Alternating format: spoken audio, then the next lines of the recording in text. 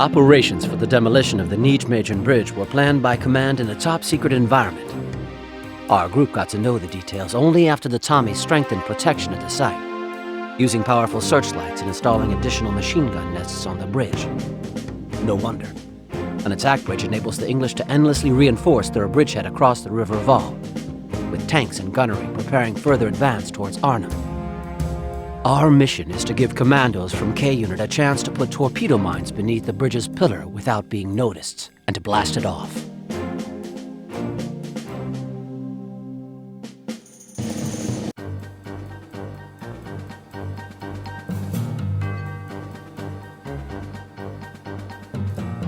At dawn on December 16th, by 5 a.m., my soldiers were fully ready for attack and had secretly taken up their original positions.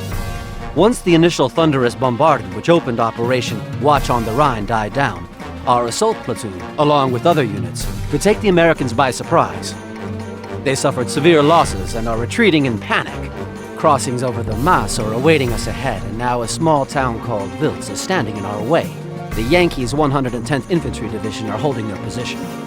Quite some time has passed since I last saw that kind of inspiration on my comrades' faces. I am sure that now we will break the spine of the Allies' army in Europe.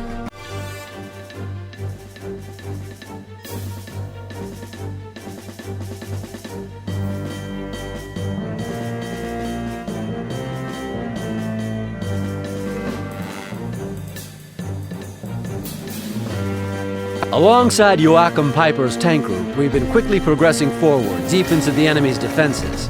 The Americans look so surprised by the German offensive that they don't even really resist, thus playing havoc and defeating American units on December 19th. Our group has reached Zumwalt. We're relying on the speed and surprise of our strike, which we hope will enable us to seize the town and advance further towards Liège.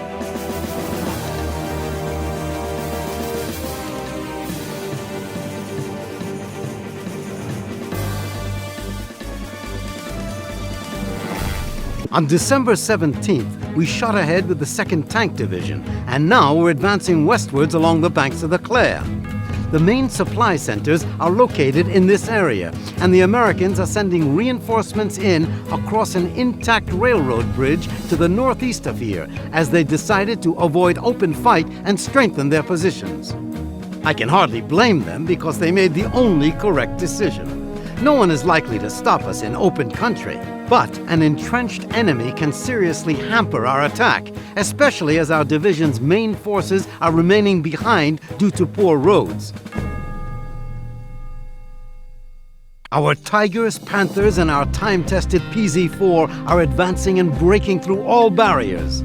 After the remains of the U.S. 110th Infantry Division were captured, the command gathered forces to assault Bastogne, the main road conjunction in this region. But luck never leaves these goddamn Americans. They were in time to send their 101st Airborne Division to the city, being just half a day ahead of us. Intelligence reported that the paratroopers are organizing defense, so we'll check up on their endurance near the village of Marville. We should also take into account that columns of Yankees' 10th Armored Division were seen not far from Bastogne.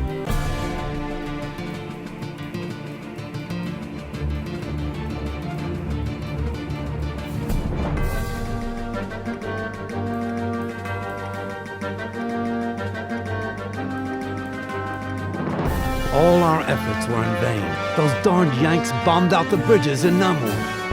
The attack not only slowed us down, but we also suffered severe casualties. We lost many good friends from our battalion. The men's morale has been undermined. Nevertheless, we need to take control of the nearest crossing over the Maas. Now it's the bridge in Dinant. Just capturing the Dinant Bridge will give us a chance to get to Antwerp before January.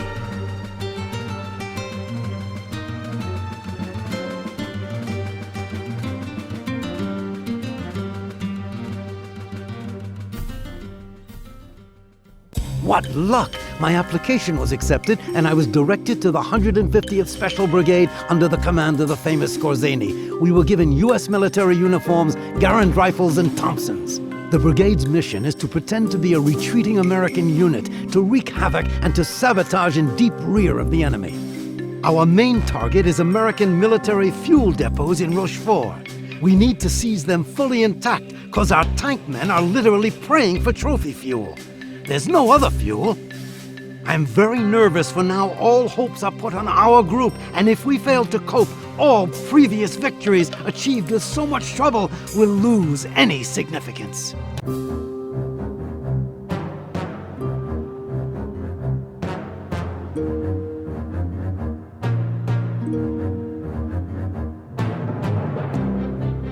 Thanks to fuel captured at the Allies' supply base in Rochefort and the successful seizure of the Dinant Bridge, our tank forces did what had looked almost impossible just 3 weeks ago: to force our way across the Maas. For 2 days we progressed to the north supported by tanks, virtually having no contact with the enemy. And although Brussels seems an easy prey now, our experienced commander Model decided to avoid battles for the Belgian capital and to outflank it from the east. Probably that maneuver will enable us to achieve the main goal of Operation Watch on the Rhine, to capture the port of Antwerp at the earliest possible date. But when vanguards of our 2nd Tank Division reach the outskirts of Louvain, the Allies launch counterattacks against our flanks.